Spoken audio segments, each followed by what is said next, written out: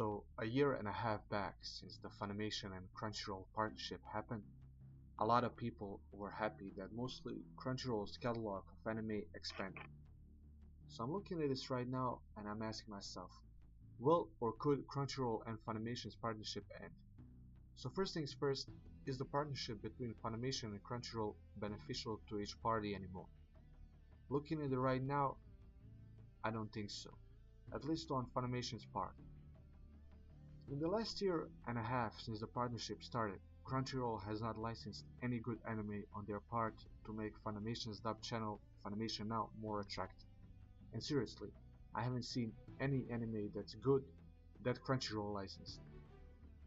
In 2017, Funimation licensed Attack on Titan, My Hero Academia, Ancient Magus Bride, Dragon Ball, Black Clover, even though it's shit, but it's big, again licensed by Funimation, almost all anime from Studio Clown, Production IG, and others, and that's just to name a few studios that work with Funimation.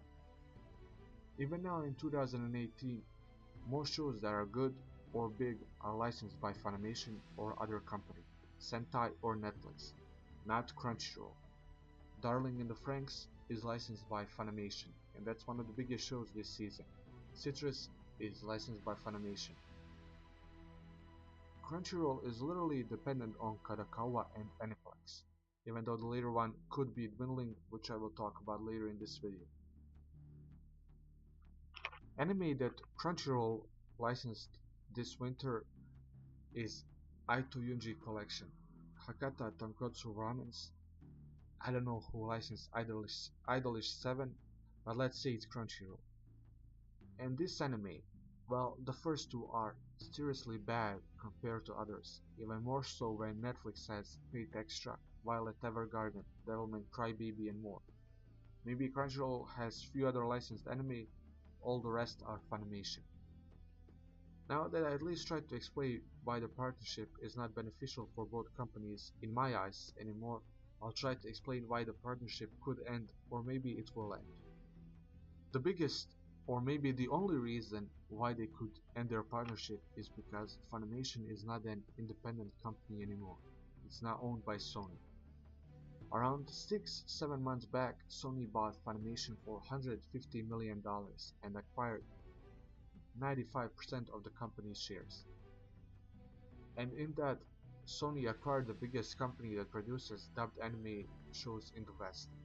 Now if Sony plays smart and say, let's combine Aniplex and Funimation, Aniplex will produce, create anime content, distribute anime in Asia, then give the anime rights to Funimation to dub the shows, and stream them on Funimation's channel and give the rights to them to sell Blu-rays and DVDs in America and Europe. Sony would definitely have 90% of majority of the anime market in their hands. And I mean, just imagine it, 7 Deadly Sins, all Fate series, A1 Pictures anime shows, Garden of Sinners on one platform would be amazing. And Funimation would dub the shows in English for people who like the dubs. It would be very cool and you would get all that for one price on one site. You like subbed anime, they have it. You like dubbed anime, they have that too. With the help of Aniplex and studios that Funimation works with, Funimation would be in a very good position to be the biggest anime content provider in the West, to be honest. Now I don't mean that this will happen, this is just me thinking what could happen. But hey, we will see. But to be honest, I wouldn't be surprised if this happens. Anime is becoming mainstream and Sony has the tools to make them the biggest players in the world.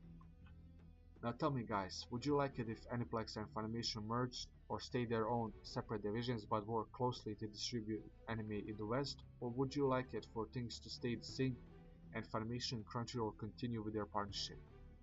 This is Initial D, signing off.